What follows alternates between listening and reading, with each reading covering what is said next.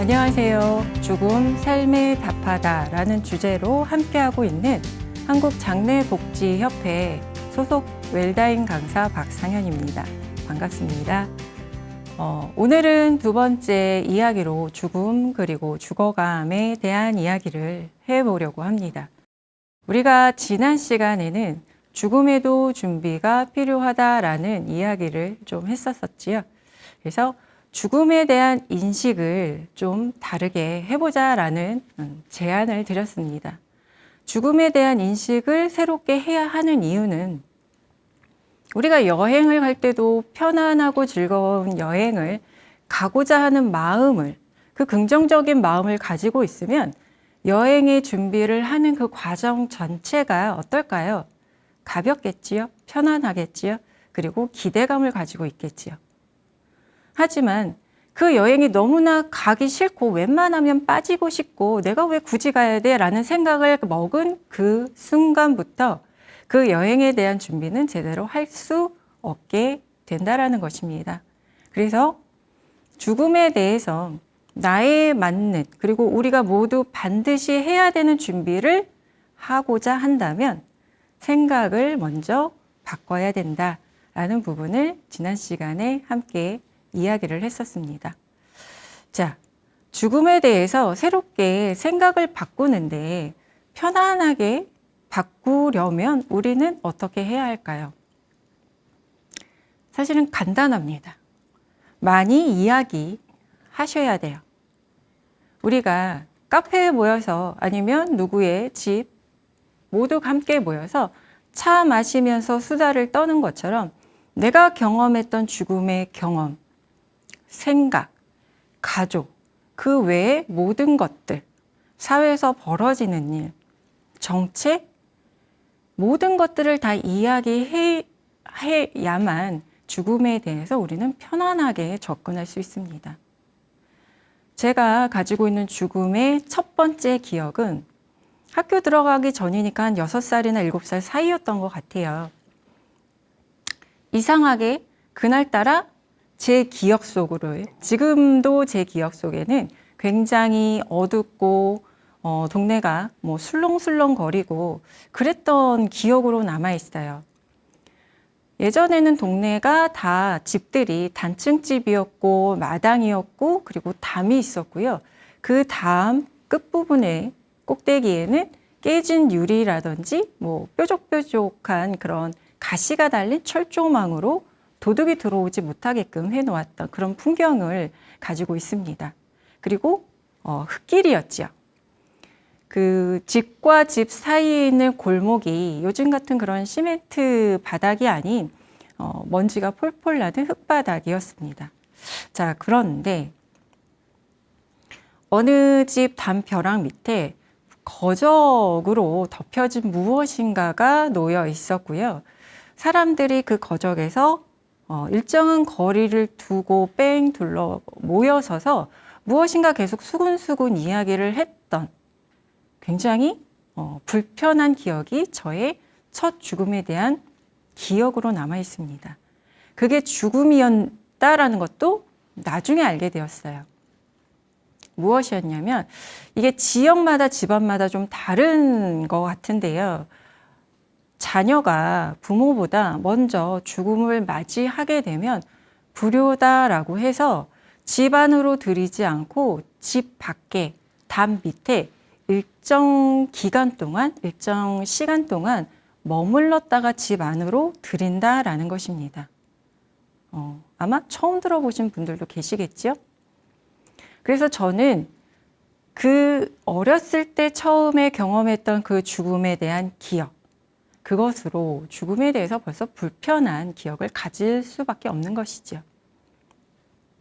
이 기억으로 시작해서 갖게 된 사회적, 문화적 학습으로 갖게 된 그 많은 것들을 사람들과 함께 하면서 내 것도 내놓고 다른 사람들의 이야기도 듣고 하면서 죽음을 그냥 편안하게 무리 없이 이야기하고 들을 수 있는 그런 지금 제 상태가 되었습니다.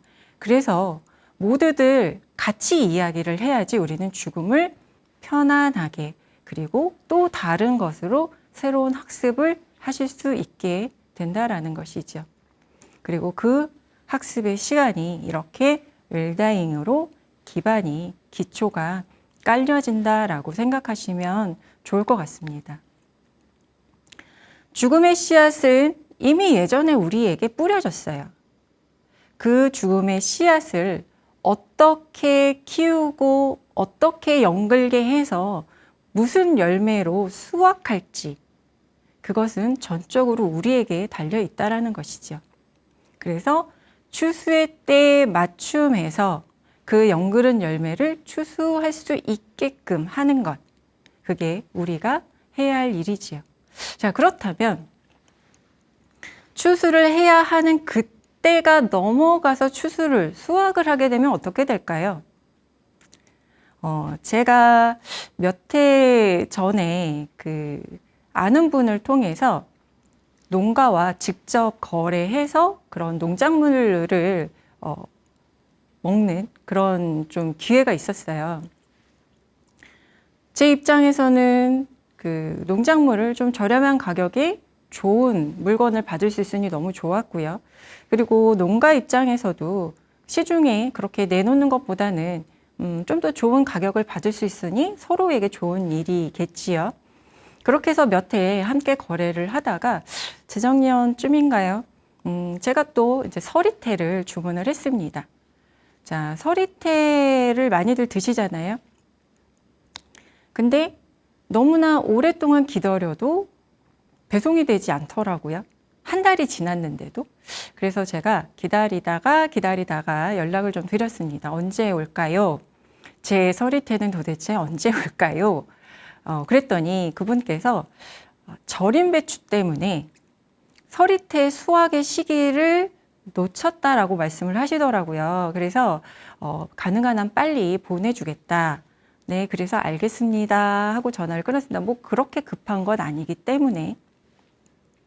그리고 서리태를 받았는데 그 전에 먹었던 서리태가 너무 맛있었거든요. 그래서 주변 사람들과 그리고 제 친척들에게도 소개를 해줄 정도로 탱글탱글하고 그리고 먹었을 때 달큰하고 그 고소한 서리태의 맛을 기억을 했던 저는 추수의 때를 넘긴 그 서리태를 받아서 그리고 밥을 했을 때 굉장히 실망스러웠어요. 탱글탱글했던 그 서리태가 아니라 쪼글쪼글하고 껍질이 두꺼워진 그 서리태 알맹이 먹었을 때도 달큰하고 고소한 맛이 많이 떨어지더라고요. 아, 추수의 때가 벗어나면 이런 거구나 라는 생각을 하게 됐습니다. 자, 그렇다면 우리가 죽음의 때, 추수의 때를 벗어나게 된다라고 한다면 우리에는 어떤 결과가 오게 될까요? 그것에 대한 이야기도 오늘 하려고 합니다. 자연스럽게 모두가 동참할 수 있는 죽음, 그 죽음에 대해서 우리가 이미 이렇게 기준이 지난 시간에 갖춰졌으면 이제는 편안하고 즐겁게 이야기할 수 있게 되셨지요?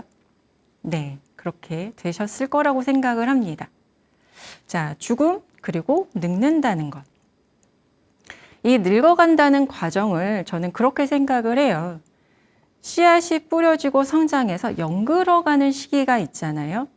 추수의 때 온전하게 맞춤하게 추수되어지기 전에 그 연그러가는 그 시기를 저는 늙는다라고 이야기하고 싶습니다. 추수의 때를 기다리는 시간은 늙어가는 그 시간과 같다. 굉장히 의미 있는 시간이죠. 그 연그러가는 시기에 우리가 어떻게 하냐에 따라서 열매는 달라지니까요. 그리고 우리는 그 늙어가는 시간을 한마디로 노화라고 이야기합니다. 자, 노화의 사전적 의미를 한번 볼까요? 일반적으로 질병과는 관계없이 나이가 들어감에 따라 변화되는 신체의 기능. 노화를 통해 생체 구조와 기능이 쇠퇴하고 궁극적으로 죽음을 맞이하게 된다. 제가 주목하고자 하는 부분은 바로 이 부분입니다. 사람에게서 늙어간다라는 것은 시간이 지남에 따라 신체적, 정신적, 사회적 변화의 축적을 의미하기도 한다라는 것이죠. 우리가 늙어가는 그 시간의 신체적 변화는 모두가 다 느끼잖아요. 신체 기능의 상실이 이루어지기 때문에 이 부분은 우리가 불편하다라고 생각을 하죠. 자, 그런데 정신적, 사회적 변화의 축적. 자, 이것은 굉장히 좋은 의미 아닐까요? 자, 옛날에 농업사회에서는 사회적, 문화적 변화의 축적이 된 이 노인들을 정보와 지식과 지혜의 대상으로 생각을 했습니다. 그래서 이 노화라는 늙어가는 시간은 숙성의 시간, 익어감의 시간이다 라고 인식을 했지요. 그래서 노인들을 공경했습니다. 궁금한 부분이 있으면 가서 질문해서 정보와 지식을 얻고요. 그리고 지혜를 얻어왔습니다. 지금은 어떨까요? 지금 노인, 그 노화되어 가는 시기, 늙어감의 시기를 겪고 있는 노인. 자, 이 노인을 우리는 어떻게 대상화하고 있나라는 것입니다. 그냥 돌봄의 존재, 그리고 보호받아야 될 존재라고 인식을 하고 있지요. 어르신이라는 용어를 이제 사용하게끔 권장했던 그 지점이 좀 몇 년 전이었어요. 그래서 제가 이렇게 강의장에 나가서 어르신이라고 호칭을 하면 그 어르신이라는 호칭들을 좋아하셨을까요? 어떠세요? 나를 어르신이라고 호칭하면 듣기 좋으신가요? 지금은 좀 익숙해지긴 했지만 처음에는 어르신이라는 호칭을 별로 좋아하지 않으셨어요. 나를 굉장히 돌봐야 되고 돌봄을 받아야 되는 존재로 생각이 들게끔 한다라는 말씀들을 하시더라고요. 그냥 할아버지, 할머니라고 부르세요. 그러면 저는 선생님이라고 부르겠습니다. 라고 말씀을 드려요. 선생님이시니까요. 제가 강의를 나가서 이렇게 함께 하고 있지만 저는 가르치는 사람이 아니고요. 영감을 얻어가는 사람이다라고 생각을 하거든요. 그래서 노인에 대한 이 생각, 예전은 지식과 지혜의 그런 존재로서의 대상으로 노인을 생각했다라고 한다면 지금은 일방적으로 돌봄을 받아야 되고 그리고 뭔가 보호받아야 되는 존재로 대상화한다라는 것이죠. 자, 그렇다면 이 두 가지 중에서 어떤 게 더 마음에 드시나요? 경험과 정보, 지식 축적의 대상? 아니면 보호받고 돌봄의 대상? 둘 다 싫다라고 생각하시는 분들도 계시겠죠. 내가 뭐 얼마나 안다고. 요즘 뭐 핸드폰으로 하면 뭐 모든 게 다 나오는데. 그렇게들 말씀을, 나도 뭐 모르는 거 핸드폰으로 검색해서 알아. 라고 말씀들을 하시거든요. 그래서 모든 사람이 죽음을 당연히 맞이해야 하는 것처럼 모든 사람들은 또 모두 늙어간다라는 것입니다. 그러면 지금 노인이라고 불리어지는 대상이 아니라 앞으로 노인이 되어갈 분들도 한번 생각을 해보시라라는 것이죠. 이렇게 대상으로서만 나를 인식시키고 싶은가, 생각되어졌으면 좋겠는가, 삑이라는 겁니다. 그렇지 않다라는 거예요. 이런 대상으로도 저런 대상으로도 싫고 그냥 나는 나로서. 예전과는 많이 인식들이 달라지셨어요. 나는 지금도 똑같이 예전에 그 젊은 시절에 내가 가지고 있었던 욕망과 하고 싶은 일과 이런 것들이 사라지지 않았다라는 말씀들을 하세요. 네, 불균형이긴 하지만 어쨌든 그런 마음들을 갖고 계시는데 자꾸 사회에서 나를 그렇게 대상화한다. 그게 굉장히 불편하시다라는 말씀들을 하십니다.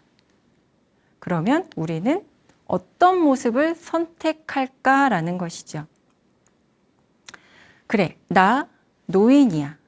그리고 앞으로 나 노인이 될 거야.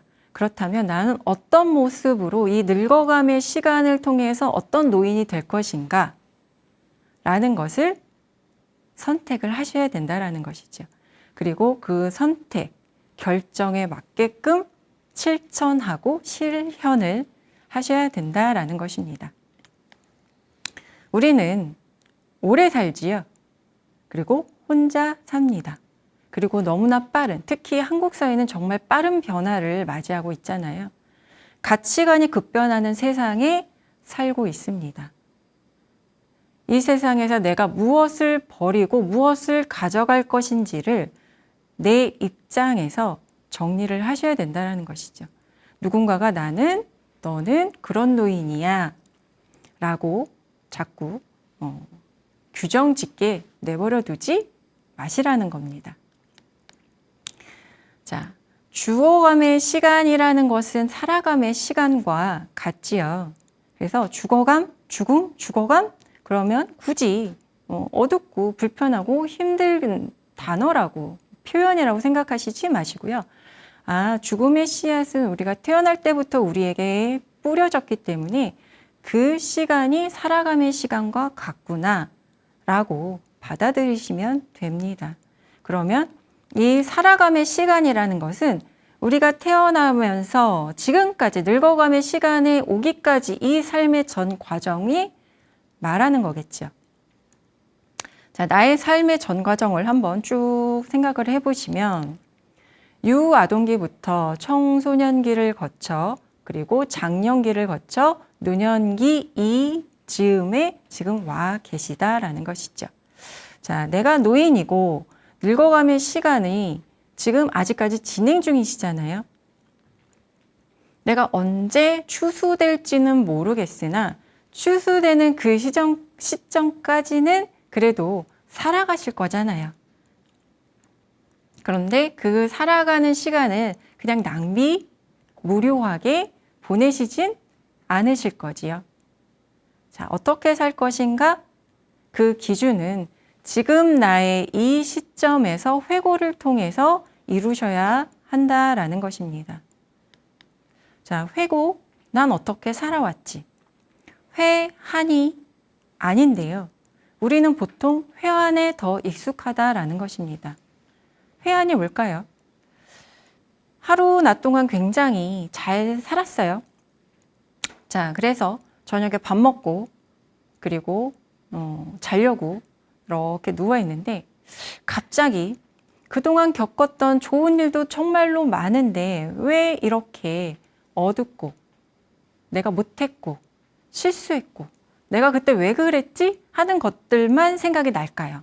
이게 회한입니다. 후회하는 것. 자, 회고는요. 예전에 내가 이런 일을 했었어. 그때 그 일을 잘 처리하긴 했지만 사람들한테는 별로 그러지 못했던 것 같아. 만약 이런 비슷한 일이 앞으로 벌어진다라고 한다면 그 일은 그렇게 처리하겠지만 사람들한테는 다르게 할 거야. 이게 바로 회고가 하는 좋은 점이겠지요. 제가 강연을 나가서 이렇게 강의를 하고 나서 쉬는 중간 시간에 어떤 분께서 오셔서 좀 얘기할 게 있다라고 말씀을 하시더라고요. 그래서 네, 말씀해 보세요. 그랬더니 공무원으로 이제 퇴임을 하시고 이렇게 교육을 들으러 다니는데 너무나 교육이 좋다라고 말씀을 하시면서 예전에 내가 공무원으로 일을 할 그 당시에 그때 일을 처리하는 데 있어서 사람들에게 너무 조금 가슴 아프게 대한 것 같아서 내가 그게 지금도 아직도 마음에 걸린다라는 말씀을 하시더라고요. 네, 회한이지요. 아, 그랬구나. 그러면 앞으로 그러지 말아야지. 이게 내 마음을 힘들게 하지 않는 가치 있는 결정이거든요. 그런데 회한을 하게 되면 우리는 계속 그 죄책감으로 많은 것들을 잃어버리게 될 수 있습니다. 나를 편안하고 긍정적으로 생각하지 않으면 나는 그 비슷한 감정을 다시 한번 반복하게 되거든요. 그래서 난 어떻게 살아왔지? 회고를 하셔야 되는 거고요. 이 회고를 통해서 지금 내 노년기의 세계를 다시 점검을 해 보셔야 된다는 것입니다. 자, 내 노년기의 세계는 첫 번째는 나의 세계, 그리고 주변의 세계, 공동체의 세계, 그리고 영적 세계로 구분할 수가 있습니다. 한번 내 지금의 상황에 적용을 해보시면 좋을 것 같아요. 자, 나의 세계. 나의 세계는 무엇이 있을까요? 내 마음의 세계, 내 몸의 세계, 그리고 내가 좋아하는 것, 내가 싫어하는 것, 내가 요즘 마음에 쓰는 것. 임영웅이 요즘 그렇게 내 마음에 쏙 들어와 있어요. 가수지요. 모든 사람들이 다 좋아하더라고요. 자, 임영웅이 지금 나의 마음속에 쏙 들어와 있어요. 그래서 임영웅만 생각하면 가슴이 콩닥콩닥 뛰면서 내 얼굴이 환해지는 게 거울을 봐도 느껴진다라는 것이죠. 그래서 생활의 활력도 늘고요. 그래서 좀 더 적극적으로 임영웅에 대한 애정을 표현하기 위해서 팬클럽을 가입하고 싶은데 그 팬클럽을 가입하기 위해서 스마트폰을 적극적으로 사용할 수 있어야 되죠. 네. 그래서 그 스마트폰을 잘 사용하기 위해서 문화센터라든지 복지관 교육을 들으러 가는 것. 이게 지금 나의 세계라는 것입니다. 자, 주변 세계는 무엇일까요? 말 그대로 내 주변의 세계입니다. 내가 가는 빵집, 내가 가는 목욕탕, 내가 자주 가는 마트, 그렇죠? 그리고 내가 자주 방문하는 지인, 그 지인과 함께 가는 카페, 찻집, 등산, 뭐 이런 게 내 주변의 세계이고요. 공동체는 무엇일까요? 내가 이전에 소속되어 왔던 공동체가 지금도 유지되는 것이 있기도 하겠지만 새롭게 만들어진 공동체, 임영웅 팬클럽, 그치요? 그리고 등산 모임, 테니스 모임, 네. 그리고 나이 들어서 만나게 친구들끼리 만들어진 모임, 이런 게 지금 내 노년 세계에 내 주변에 만들어진 공동체들이라는 것입니다. 자, 영적 세계는 무엇일까요? 종교를 가지고 계신 분이라고 한다면 종교겠지요. 그 일부분을 포함한 내가 추구하고자 하는 가치, 그게 바로 영적 세계입니다. 연말연시가 되면 누가 누군가를 도왔다라는 이야기들이 정말 따뜻한 이야기로 많이 나오잖아요. 평생을 힘들게 어렵게 살았는데 그 힘들고 어려운 상황 속에서도 돈을 정말 알뜰하게 모아 공부하고 싶지만 하지 못하는 학생들을 돕는 분들, 그분들의 영적 세계는 어떠한 세계일까요? 나는 배우고 싶었으나 그러지 못했기 때문에 배움이 필요한 사람을 도와주고자 하는 그 가치. 그게 이분의 영적 세계를 이루고 있는 가장 큰 가치가 되겠지요. 자, 이렇게 내 노년기의 세계를 한번 점검을 해 보시라는 겁니다. 회고를 통해서요.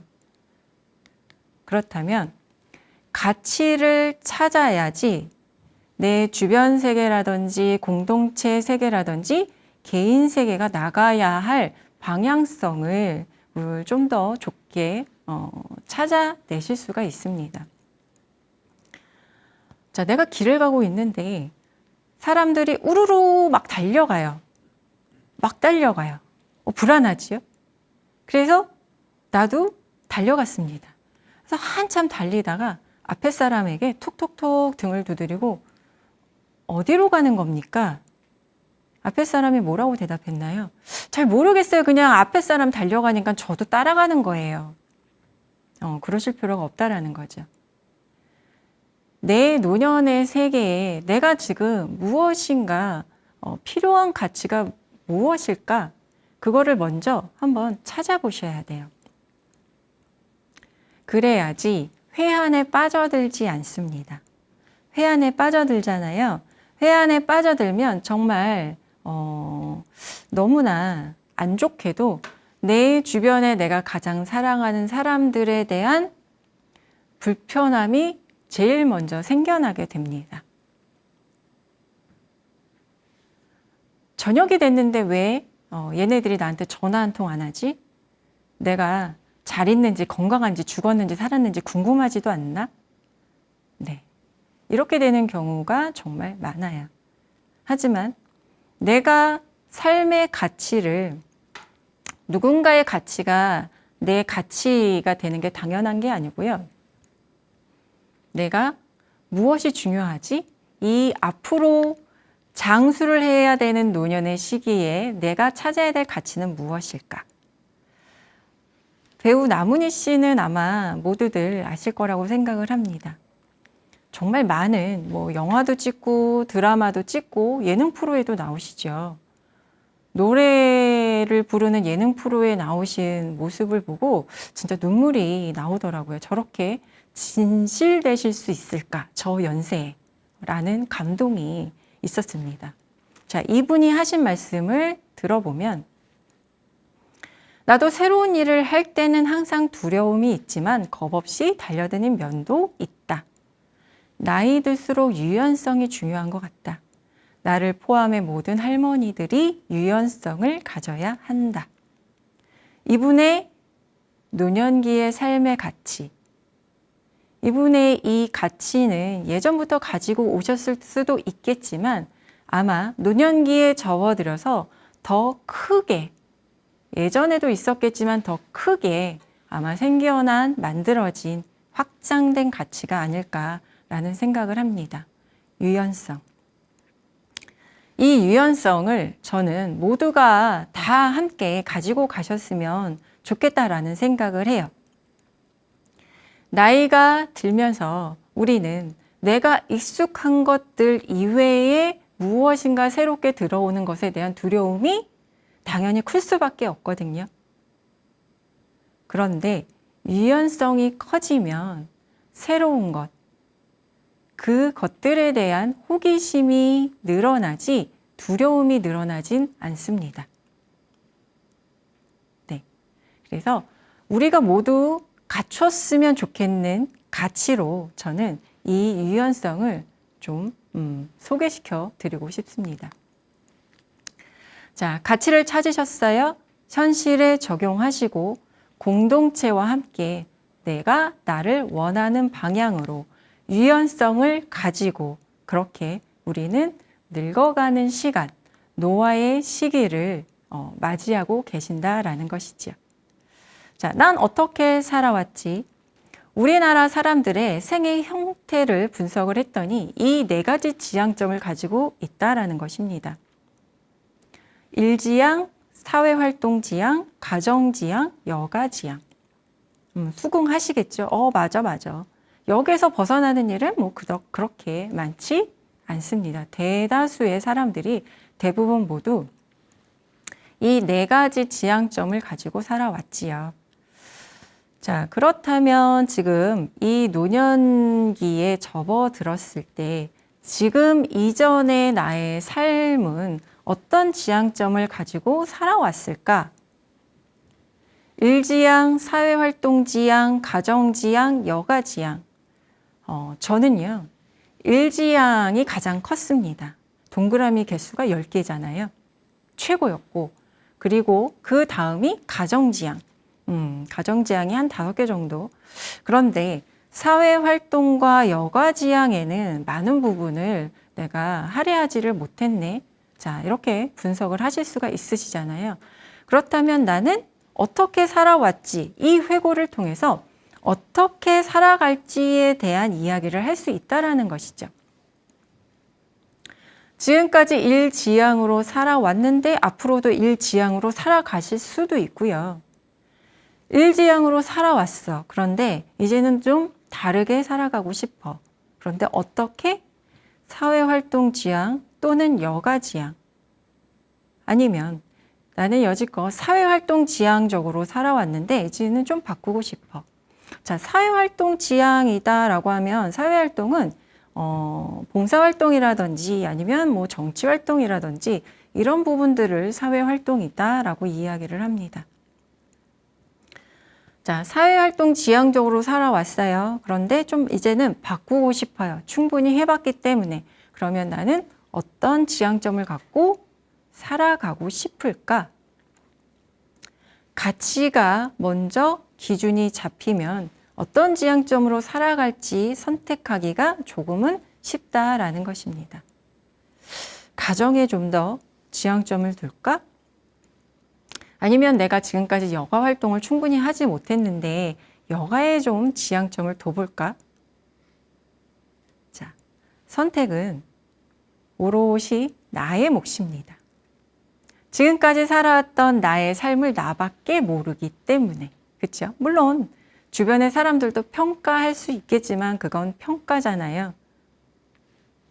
내가 살아왔기 때문에 그것을 정리할 수 있는 사람은 나밖에 없고요.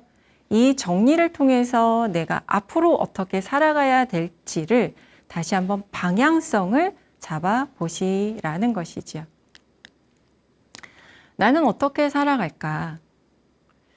여가지향, 사회활동지향, 또다시 일지향, 아니면 내 주변에 지금 한 가족으로서 한 집안에 살았던 이 가족들이 다 뿔뿔이 흩어졌는데 지금 내가 만약에 가정지향적인 사람으로 살아간다라고 한다면 어떤 방법으로 살아가야 될까요? 포기할 건 아무것도 없다라는 것이죠. 가족 형태가 바뀌었어요. 예전의 정통적인 가족 형태를 이제는 많이 우리가 볼 수가 없지요. 하지만 새로운 가족 형태들이 만들어졌습니다. 근데 그걸 가정이 아니라 라고 우리는 판단하면 안 된다라는 것이죠. 자, 새롭게 누군가를 만나고 그 새롭게 만난 누군가와의 가정이 나는 이루어졌다라고 하면 그게 가정 지향점이 되는 것입니다. 그래서 노년기의 세계는요, 아무것도 할 수 없어가 아니라 새롭게 모든 것을 할 수 있는 시기다라고 생각을 바꾸셔야 됩니다. 우리가 죽음에 대한 생각을 바꿔서 죽음에 대해서 가치 있는 준비를 할 수 있게 된 것처럼 노년의 세계 또한 내가 생각을 바꿔서 내 그 바뀐 생각에 맞는 가치로 지향점을 다르게 바꾸셔야 되는 것이지요. 여가지향 마찬가지입니다. 예전에는 내가 젊었을 때 뭐 때때로 골프 치고 배드민턴 치고 이렇게 생활을 했다면 지금의 내 여가지향은 또 다른 방향으로 나아갈 수 있겠지요. 무엇에 따라서? 내 영적 가치에 따라서 달라진다라는 것입니다. 내 가치가 무엇인가에 따라서 나는 어떻게 살아갈지, 그리고 내 일과 사회 활동과 가정과 여가의 지향점이 달라지는 것이지요. 가족의 형태도 바뀔 수 있는 거고요. 자, 회고를 통해서 우리는 무엇을 할 수 있을까요? 첫 번째는 나에게 의미 있는 가치를 발견할 수 있다. 아까 나문희 배우가 이야기한 최고의 가치는 유연성이었죠. 그거 좋네? 그럼 나도 유연성을 한번 내 최고의 가치로 삼아 봐야 되겠다. 네, 이렇게 하셔도 되겠죠. 아니면 봉사를 내 최고의 가치로 삼아 봐야 되겠다. 아니면 정말 나의 즐거움만을 나의 최고의 가치로 삼아 봐야 되겠다. 그건 누구도 뭐라고 할 수 없습니다. 자, 두 번째는 원하는 새로운 공동체에 소속을 하셔야 된다는 것이죠. 이전에 소속되어 왔던 공동체가 연이어서 지금 소속이 되실 수도 있어요. 하지만 노년기에 접어들어 보니 어떠신가요? 소속되는 공동체가 조금은 달라지는 게 느껴지지 않으신가요? 옛말에 이런 말이 있죠. 평생 친구는 하나면 된다. 이 말 어떻게 생각하시나요? 자, 늙어가는 노화의 시기가 길어지는데 이 평생 단 한 명의 친구가 나보다 먼저 죽음을 맞이한다라고 하면, 추수의 때를 맞이한다라고 한다면 나는 어떻게 하실 건가요?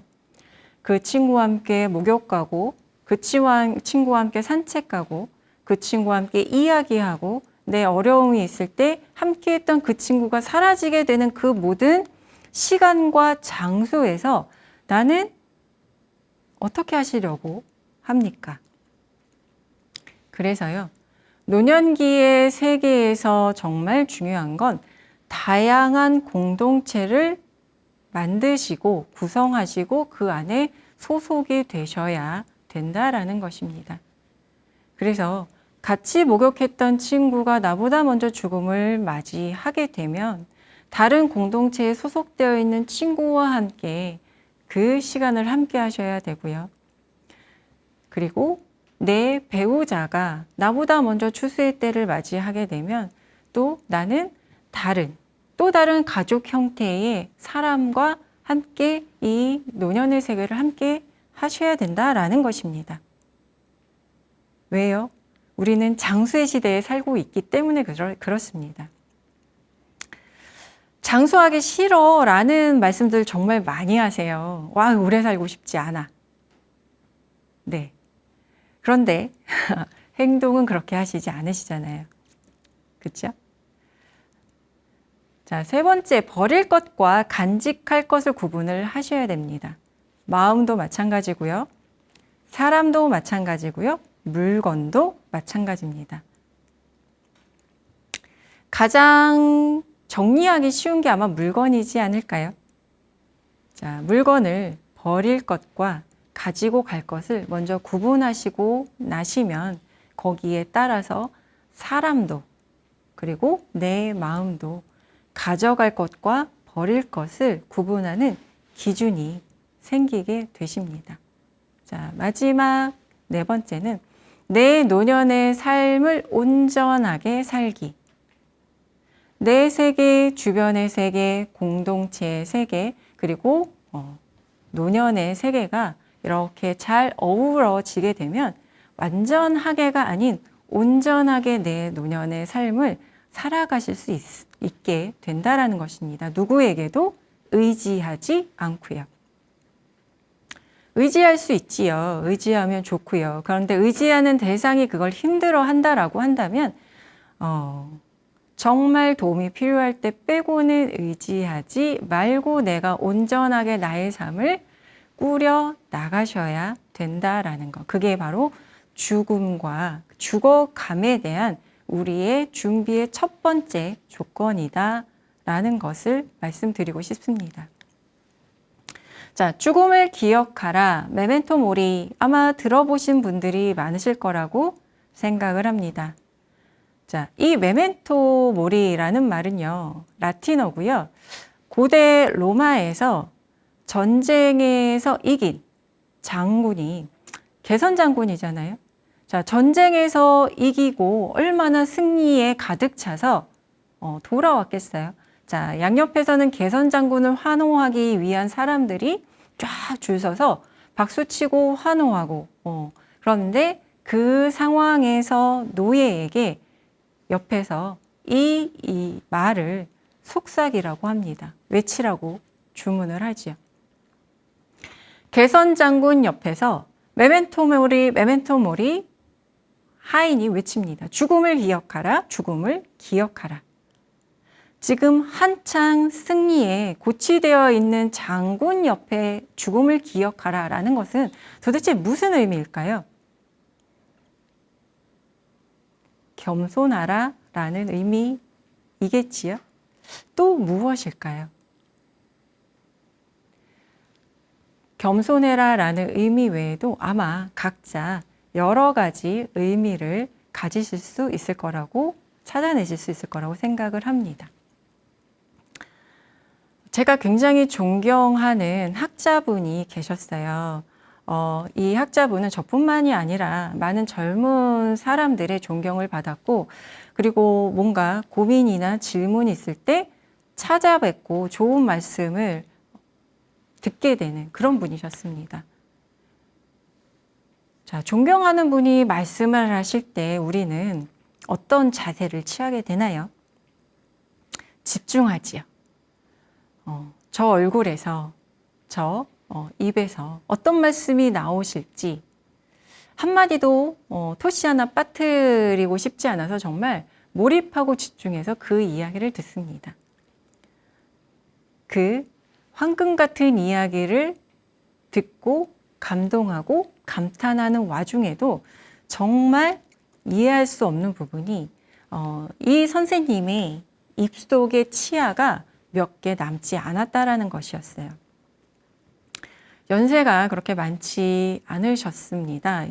이 선생님께서 76에 돌아가셨고요. 그리고 그 말씀을 하실 때는 몇 해 전이었었습니다. 자, 요즘은 70대를 청년이라고 이야기하잖아요. 그런데 치아가 몇 개밖에 남지 않았다라는 그 불편함, 왜 관리를 안 하시지? 오랫동안 좀 우리 곁에 계셨으면 좋겠는 선생님인데, 그런데 차마 그 말씀을 드리지는 못하고 다 돌아갈 수밖에 없었어요. 그런데 친구분이 용기를 내서 자네 왜 치아를 고치지 않나? 요즘 이 기술이 얼마나 좋아졌는데 틀니를 하기 싫으면 임플란트를 해도 되지 않나? 그런데 이 선생님께서 정말 무심하게 딱 한마디 하시더라고요. 오래 살고 싶지 않아서. 이 이야기를 듣고 정말 놀랐어요. 우리는 장수하고 싶지 않아 라는 말을 하지만 정말로 장수하고 싶지 않아 하는 행동을 하지는 않잖아요. 그렇죠? 우리가 질병에 걸려서 먹는 꼭 먹어야 되는 약 외에 영양제만 한 주먹씩이 되지요. 그리고 몸에 좋다라고 하는 것들은 시시때때로 챙겨서 또 먹습니다. 우리는 장수하고 싶어 하는 사람들이 하는 행동들을 하고 있잖아요. 그러면 그 행동을 하는 마음을 그냥 나 오래 살아야지 라고 바꾸시면 어떨까 하는 거죠. 그리고 정말 장수하고 오래 살고 싶지 않아 라고 한다면 지금 받고 있는 최소한의 의료 혜택 빼고는 줄이셔야 된다는 것입니다. 쉬울까요? 굉장히 큰 용기가 필요합니다. 노년기는 그냥 흘러가는 시간이 아니고요. 매 순간순간마다 우리가 이렇게 선택하고 그것을 실현시킬 용기가 필요한 시기예요. 굉장히 힘차게 살아가고 있는 시기라는 것입니다. 그래서 장수하고 싶지 않아라고 말씀하시지 마시고요. 나 건강하게 오래 살 거야 라고 말씀하시고 그렇게 마음도 바꾸세요. 그게 회고가 하는 좋은 방법, 좋은 점 중에 또 하나이기도 합니다. 내가 앞으로 해야 할 일을 긍정적으로 그리고 밝게 한다라는 것. 내가 어떻게 늙어가고 어떤 죽음을 맞이할지 꿈을 꾸셔야 되고요. 그리고 그 꿈에 맞춰서 준비해야 될 것. 사전 연명 의료 의향서 그리고 사전 장례 의향서. 이것은 죽음에 대한 최소한의 준비다라고 말씀을 드리고 싶습니다. 우리가 꾸는 꿈 그리고 지금의 현실의 나 이런 것들의 접점을 찾는 것 웰다잉이고요. 우리는 웰다잉을 통해서 존엄한 죽음을 맞이할 준비를 함께 하시면 좋겠습니다. 오늘 이렇게 마무리하겠습니다. 감사합니다.